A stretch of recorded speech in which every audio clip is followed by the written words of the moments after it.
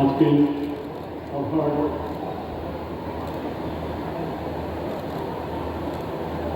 রয়েছেন মঞ্চে সম্মানিত উপাচার্য, উপ উপাচার্য, অন্যান্য যারা ডিন যারা রয়েছেন, সিন্ডিকেট এবং স্থানীয় কনিষ্ঠ বিভিন্ন বিশ্ববিদ্যালয়ের ভাইস চ্যান্সেলর, এই বিশ্ববিদ্যালয়ের সিন্ডিকেট একাডেমিক কাউন্সিলের সম্মানিত সদস্যগণ, শিক্ষকবৃন্দ, গর্বিত অভিভাবক এবং সর্বোপরি রাজশাহী ইউনিভার্সিটি থেকে সব গ্রাজুয়েট হওয়া ছাত্রছাত্রীবৃন্দ, আপনারা সবাই আমার আন্তরিক অভিবাদন গ্রহণ করেন। বক্তব্যের শুরুতে আমি আমাদের মহান মুক্তি সংগ্রামে বীর শহীদদের স্মরণ করছি, সেই সাথে স্মরণ করছি সেই সময় যারা সংযুক্ত বরণ করেছেন, যারা সংগ্রাম করা হয়েছে। একই সাথে 24-এর গণ-অভ্যুত্থানে শহীদ যুবক অন্যান্য যারা শহীদ হয়েছেন, তাদের স্মরণ করছি। যারা দৃষ্টিঘাত হয়েছে, যারা বরণ করেছেন, তাদের প্রাণের অন্তঃস্থল থেকে আমি তাদেরকে কৃতজ্ঞতা জানাই যে তাদের কারণেই আমরা যারা নিজেদেরকে প্রজা ভাবতে শুরু করেছিলাম, তারা আবার নতুন করে নাগরিক হওয়ার সুযোগ পেয়েছে। একই সাথে সাথে আমি স্মরণ করছি ৭১ পূর্ব এবং ৭১ পরবর্তীকালে বিভিন্ন গণতান্ত্রিক আন্দোলনে যারা তাদের জীবন দিয়েছেন এবং বন্ধুত্ব বরণ করেছেন, তাদের অবদান। আমার বক্তব্যের শুরুতে আমি অভিনন্দন জানাতে চাই সম্মানিত উপাচার্যকে এবং তার যোগ্য যে টিম যেটা রয়েছে, যে তারা এই ধরনের একটা বড় কর্মযজ্ঞ তারা সুন্দরভাবে সুষ্ঠুভাবে তারা সম্পাদন করেছেন। কথাটা আগে বললাম এই কারণে, সম্ভবত পরে আমি ভুলে যেতে পারি। এবং আমি দায়িত্ব নেওয়ার পরে বোধহয় প্রথম আলোচনা বা দ্বিতীয় আলোচনা যখন করছিলাম টেলিফোনে, তখন তিনি কিন্তু আমার কাছ থেকে এই দিনটির জন্য আমার সময়টা তিনি দিন করে রেখেছেন। এবং কতখানি একটা মানুষের কতখানি যোগ্যতা থাকলে, কতখানি দূরদৃষ্টতা থাকলে, হয়তো সামান্য একটা জিনিস, কিন্তু এটাই তার যে কর্মদক্ষতা, তার একটা বড় রকমের প্রমাণ হিসেবে আমি আপনাদের কাছে উপস্থাপন করলাম। এবং আমি অবশ্যই খুবই আনন্দিত আজকে এই অনুষ্ঠানে আমি আসতে পেরেছি। আজকে যারা স্নাতক হলে আমি তাদেরকে বলব, আজকে এই গুরুত্বপূর্ণ দিনে আমি যেটা বলেছি তোমাদের সাথে থাকতে পেরে আমি আনন্দিত। এই সমাবর্তন কেবল তোমরা যে শিক্ষাগত যাত্রা সম্পন্ন করলে তার একটা আনুষ্ঠানিক স্বীকৃতি নয়, এটি একটি বৃহত্তর দায়িত্বের শুরু, যেটা পূর্ববর্তী বেশ কয়েকজন বক্তা এখানে উল্লেখ করেছেন।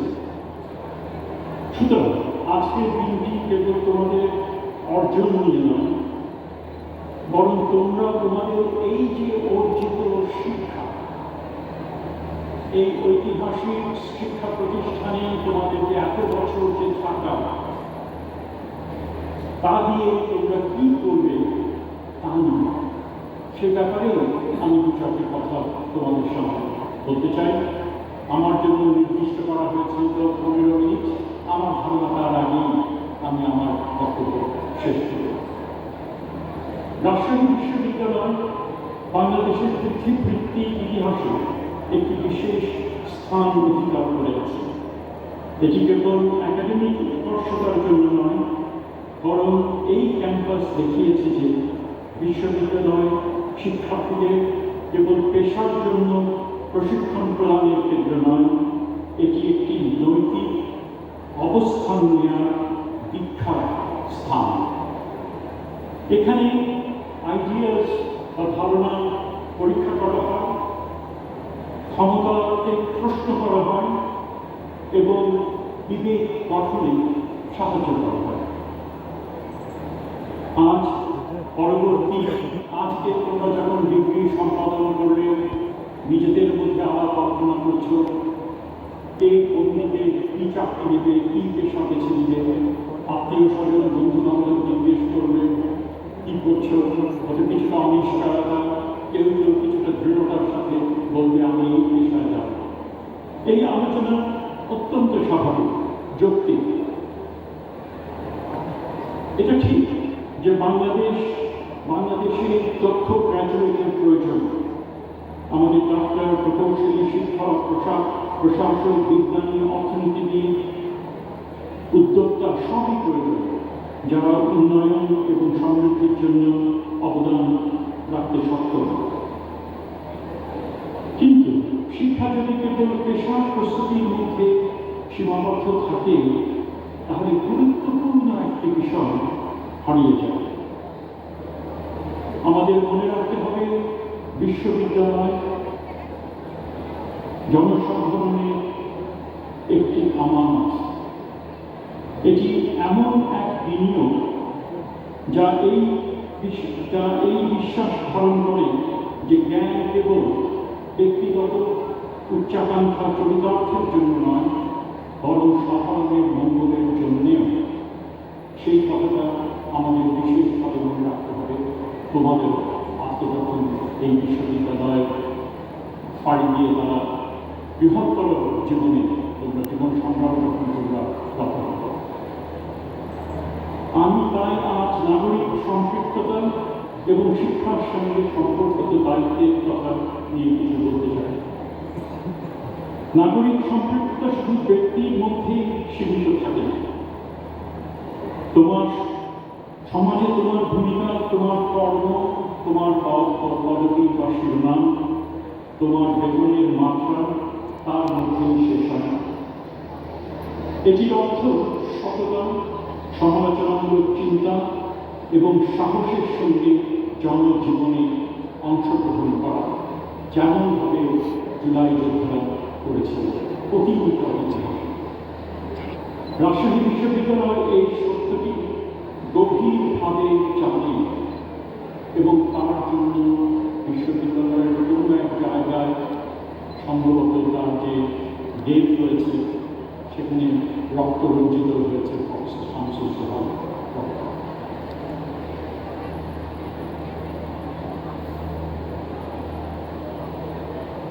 এই ক্যাম্পাসে ফেব্রুয়ারি 1969 সালে অধ্যাপক মোহাম্মদ শামসুল সোহাগ অস্ত্রধারী সেনাদের এবং নিরস্ত্র ছাত্রদের মধ্যে দাঁড়িয়েছিলেন দৃঢ়ভাবে। তিনি সেই মুহূর্তে একজন রসায়নবিদ, একজন ডক্টর, একজন পেশাদার শিক্ষাবিদ ছিলেন না। তিনি তার অনেক ঊর্ধ্বে সেই পরিচয়গুলোকে ফেলে রেখে তিনি অনেক ঊর্ধ্বে তিনি উঠেছিলেন। তিনি একজন নাগরিক হিসেবে তার সিদ্ধান্ত নিয়েছিলেন। তিনি ব্যক্তিগত নিরাপত্তার চেয়ে সেই দায়িত্ব বোধকেই বেছে নিয়েছিলেন, আনুগত্যের চেয়ে বিবেককে তিনি বেছে নিয়েছিলেন।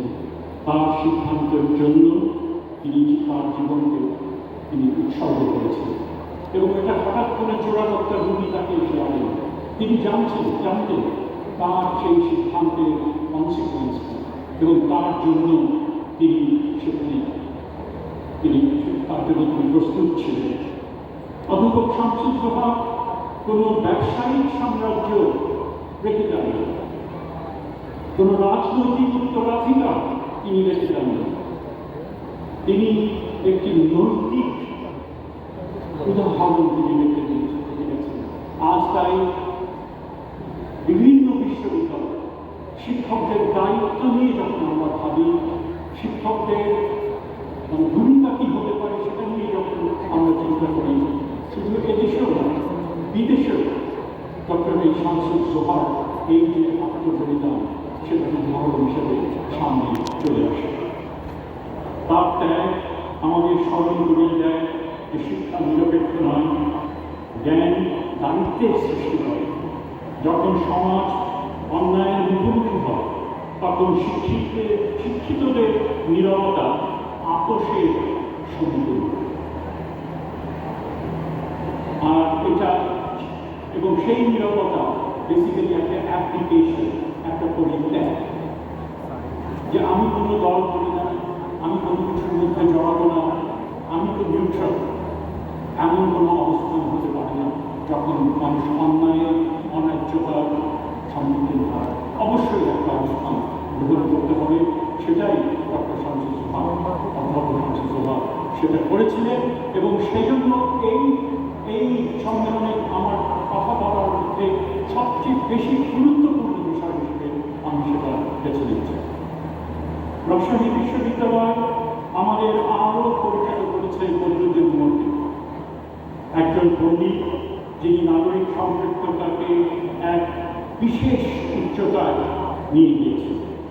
একজন শিক্ষক, বুদ্ধিজীবী এবং রাজনৈতিক চিন্তাবিদ হিসেবে তিনি যোগ দিয়েছিলেন যে আইডিয়ালস বা ধারণাগুলো গুরুত্বপূর্ণ, যে সংস্কৃতি রাজনৈতিক এবং যে অসমতা এবং শোষণের বিশ্লেষণ সবসময় বিশ্লেষণের দাবি রাখে এবং তাদেরকে চ্যালেঞ্জ করা উচিত। তিনি কেবল শ্রেণীকক্ষে বা প্রকাশনায় তার শিক্ষা সীমাবদ্ধ রাখেননি, তিনি এটিকে জনবিতর্ক, রাজনৈতিক সংগ্রাম এবং নিপীড়িতদের সঙ্গে জীবন সম্পৃক্ততার একটা সংযোজন তিনি ঘটিয়েছিলেন। তার নিজের জীবন সেভাবেই দেখেছিলেন। কুমোর আমাদের স্মরণ করিয়ে দেন যে নাগরিকরা তো সবসময় নাটকীয় বা এক মুহূর্তে দৃশ্যমান হওয়ার বিষয় না। কখনো কখনো এটি দীর্ঘ সময়ের জন্য অস্বস্তিকর হতে পারে এবং অজনপ্রিয় কাজ হতে পারে। শিক্ষা হচ্ছে, কুমোর আমাদের জানাচ্ছেন যে শিক্ষা হচ্ছে ইতিহাসকে সহজ করা থেকে বিরত থাকা, কাঠামোগত অন্যায় থেকে মুখ ফিরিয়ে না নিয়ে শুধু ব্যক্তিগত উন্নতির সোপান হিসেবে না দেখা। এই দুই ব্যক্তিত্ব অধ্যাপক শামসুজ্জোহা এবং বদরুদ্দীন উমর নাগরিক সম্পৃক্ততার দুটি ভিন্ন রূপ উপস্থাপন করেছেন। একজন সংগ্রামের মুহূর্তে কাজ করেছিলেন, অন্যজন সমালোচনা সম্পৃক্ততার জন্য তার সারা জীবন উৎসর্গ করেছিলেন। কিন্তু উভয়ই বিশ্বাস করতেন যে নাগরিক দায়িত্ব কেবল ব্যক্তির নিজের জন্য নয়, বিশ্বাসকে ধারণ করা আজ অত্যন্ত জরুরি কাজ। স্নাতকগণ, তোমরা এই কথা মনে রেখো। আরেকটা বিষয়, তোমরা এমন একটি দ্রুত পরিবর্তনশীল এবং গভীর অনিশ্চয়তার বিশ্বে এই ডিগ্রি লাভ করছে। প্রযুক্তি কাজকে দ্রুত রূপান্তর করেছে, তথ্য সত্যের চেয়ে দ্রুত গতিতে ছড়িয়ে পড়েছে, সামাজিক বিভাজন প্রতিনিয়ত বাড়ছে, প্রতিষ্ঠানগুলো চাপের মধ্যে রয়েছে এবং তাদের উপর কর্মস্থল ক্রমশ সংকুচিত হচ্ছে। এমন একটি বৈশ্বিক প্রেক্ষাপটে কেবল প্রযুক্তিগত দক্ষতা যথেষ্ট নয়, যেটা প্রায়ই বলা হয় অনেক শিক্ষা নিয়ে ব্যবস্থা হয় যে আমাদের দক্ষতা অর্জন করতে হবে, অবশ্যই, কিন্তু তার থেকেও আরো বড় বিষয় রয়েছে, সেদিকেও আমি আপনাদের দৃষ্টিপাত করছি।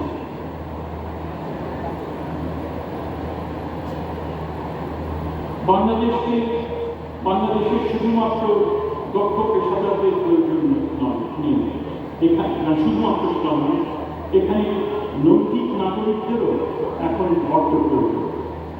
তার এমন গ্র্যাজুয়েটের প্রয়োজন যারা কেবল নিউজ ক্ষেত্রে সফল হওয়ার স্বপ্নে বিভোর থাকে না, বরং তাদের সফলতা অন্যদের উপরে কি প্রভাব ফেলবে তা ভাবতে পারে। এসব বুদ্ধিদীপ্ত লোকদের প্রয়োজন যারা ক্ষয়িষ্ণু প্রতিষ্ঠানগুলোকে শক্তিশালী করবে, দুর্নীতির বিরুদ্ধে দাঁড়াবে, বুদ্ধিদীপ্ত কথা বলবে, বলার জোরে নয়। নাগরিক সম্পৃক্ততার জন্য সবার রাজনীতিতে যোগ দিতে হবে, তারও প্রয়োজন নেই। তার চেয়ে জরুরি হচ্ছে যেটা আরও যেটা প্রয়োজন সেটা হচ্ছে তাদের অঙ্গীকার করা কোনো কোনো ক্ষেত্রে। কিছু এক্সাম্পল যেটা হতে পারে, তথ্য বিভ্রান্তির যোগে সত্যের প্রতি ন্যায়নিষ্ঠতা থাকা খুবই গুরুত্বপূর্ণ। ন্যায্যতাকে গুরুত্ব প্রদান, জীবনের বিভিন্ন ক্ষেত্রে বিভিন্ন সিদ্ধান্ত নিতে হবে, পারিবারিক, রাষ্ট্রিক, সামাজিক, সেখানে ন্যায্যতাকে সেখানে গুরুত্ব দিতে হবে। প্রান্তিক কণ্ঠস্বরের প্রতি জোরালো সমর্থন দিতে হবে। এখনো নানা গোষ্ঠী রয়েছে যে যারা তাদের অধিকারের কথা তারা বলতে পারে। একজন শিক্ষিত ব্যক্তি, একজন সচেতন নাগরিক, তাদের হয়ে দাঁড়াতে হবে যেখানেই থাকে না, যে সরকারি আমলা হতে পারে, একজন সামান্য চাকুরে হতে পারে। সেটা হচ্ছে ন্যূনতম কাজ যেটা আমরা জনসম্পৃক্ততা যদি না থাকে মানুষের কাছে স্বল্পমেয়াদী সিদ্ধান্তে দীর্ঘমেয়াদী পরিণতির দিকে দৃষ্টিদান করতে হবে। এই সম্পৃক্ততা বিভিন্ন রূপে প্রকাশিত হতে পারে।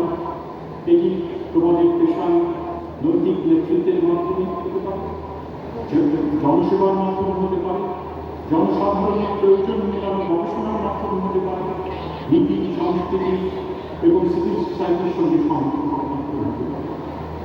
কারোর জন্য এটি পাবলিক অফিসে জড়িত হওয়া হতে পারে, অন্যদের ক্ষেত্রে কম দৃশ্যমান হতে পারে কিন্তু কম গুরুত্বপূর্ণ নয়। প্রয়োজনীয় বিষয় হল তুমি পিছ পা পাবে। যে সমাজে শিক্ষিত নাগরিকরা সম্পূর্ণরূপে ব্যক্তিগত জীবন নিয়ে বেঁচে থাকে তা অসহিষ্ণুতা, ইনটলারেন্স, কর্তৃত্ববাদ, অথরিটারিয়ানিজম এবং অন্যায়, ইনজাস্টিসের প্রতি ভালনারেবল। বিশ্ববিদ্যালয়গুলো ঠিক এই প্রবণতাগুলো প্রতিরোধ করার জন্য সেটা কতটুকু আমরা পাচ্ছি, শিক্ষকরা আমরা কতটুকু পাচ্ছি সেটা আমাদের, কিন্তু আমরা যদি ফিরে যাই কেন বিশ্ববিদ্যালয় হয়েছিল, অবশ্যই এই যে যদি আমরা এনগেজ নাগরিক কিন্তু সেটাকে নিশ্চিত করার জন্য, এবং সেই এনগেজ নাগরিক এই যে আমাদের রিসেন্ট অতীতে রিসেন্ট পাস্টে যে 15 বছর 20 বছর যে আমরা গেলাম তার থেকে যেন আর না হয় তার গ্যারেন্টি একটা রক্ষা পাবো। একমাত্র এনগেজ নাগরিকরাই সেটা করতে পারো, তোমরা সেটা করতে পারো, এবং যার সূত্রপাত এই জুলাই যোদ্ধারা যেটা করে গেছেন। রাজশাহী বিশ্ববিদ্যালয়ের গ্র্যাজুয়েট হিসেবে তোমরা এখন এক বিরাট ঐতিহ্যের উত্তরসূরি যা পেশাদার প্রাপ্তকার্যের বেশি দান করে। এটি নাগরিক সাহসের দান করে, ভেরি ইম্পর্টেন্ট। তোমাদের সফলতাকে আইন পদ দ্বারা নয় বরং অবদান দ্বারা পরিমাপ হবে। জিজ্ঞাসা করো তোমার কাজকে সুযোগকে